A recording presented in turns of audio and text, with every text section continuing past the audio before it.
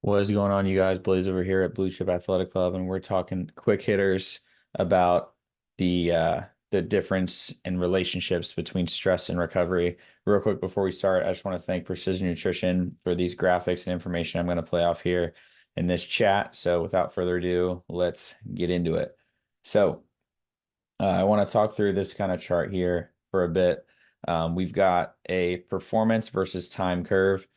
Essentially, what we're going to talk about is if you're somebody who's learning how to perform optimally and have optimal variability between your stress and recovery, you're going to be somebody who follows this blue line. And in that blue line, you're going to be somebody who adds adequate stress and then recovers really hard as well. You add adequate stress again, you recover hard, and you can see that your performance over time is going to follow kind of that, S&P 500 curve, if you will, for financial people out there. Is we're going to be trending up, right? Trending up with the market, trending up with your health, trending up with your wellness.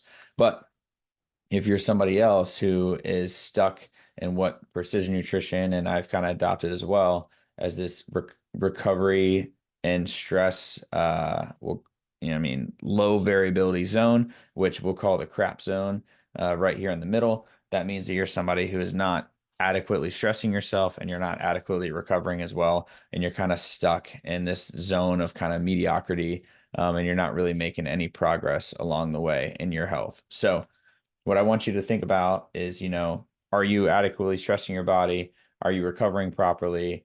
How do you break out of this, crap zone, and how do you kind of push beyond where you are and currently where you want to be?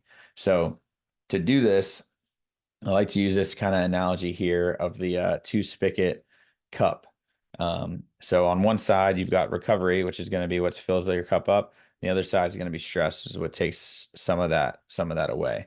Now, both of these are going to be incredibly important along the way, and the relationship between them is going to be even more important. So you got to think about the ability to train, ability to recover is going to be in here as well. Your recovery, sleep, good nutrition, all those types of things. Stress could then be, a workout, a very difficult workout, mind you, financial stress, whether you're somebody who has low energy, um, you know, drugs and alcohol, illness and injury, you name it, those are going to be stressors that are going to be kind of placed on your body. So let's, envision for a second that you're somebody who you're in the gym every single day. You're super stressed with your body. You're stressed with work. You're stressed with all these other things. You don't take adequate time to recover. Maybe you're in a high-paced job in sales, and every single weekend you're like, "Hey, I need to go out and blow off some steam," and you're out partying, abusing drugs and alcohol again. And what happens is this ends up getting you down and down and down on that curve. And actually, instead of going into this optimal variability ring, you're actually likely going down this performance ring here. You'll probably see that your sleep is suffering, your performance in the gym is suffering, your mental acuity is suffering, all these other things kind of start to come into play. So that would be somebody who's, stressing their body beyond where they kind of need to and not paying enough attention to the recovery piece. And it can be the opposite as well, where the recovery spigot is turned on full blast and the stress spigot is off completely. And then you're somebody who, you're eating well, or maybe you're sleeping well and you're doing that too much to where you're not going to end up stressing your body in any way. And you're not going to be able to upgrade your performance and improve because you're just stuck kind of in what is comfortable and what's normal for you as well. So think about these, it's not all good and all bad. The key is to understand the difference between the two and the relationship between them as well. So the, relationship is pretty self-explanatory, makes a lot of sense, but it's much harder to execute. So I want you to think, for yourself.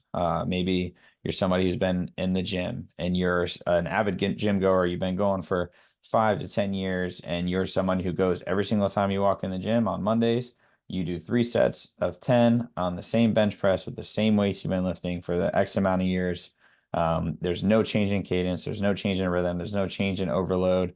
There's no change in anything that you're kind of doing. You go to the bench press, you go do triceps extensions, you go do, shoulder press, and then you boogie on out of there after completing your workout. And then you're not getting any of the results you want.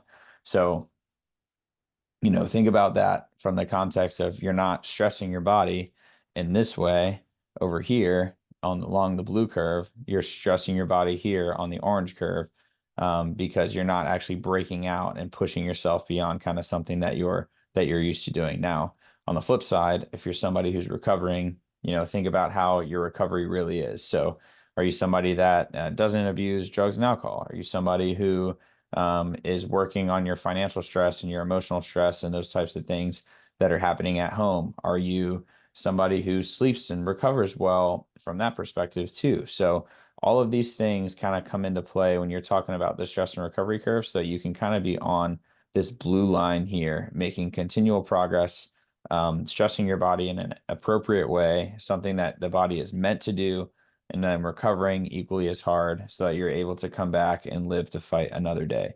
So that's all I kind of had for you guys today. If you like what you heard here, please give us a like, share, and follow us. And if you could, please leave us a 5-star review. It takes 5 seconds. We'd really appreciate it. Just remember, moving forward, you don't stop playing because you get old. You get old because you stop playing. See ya.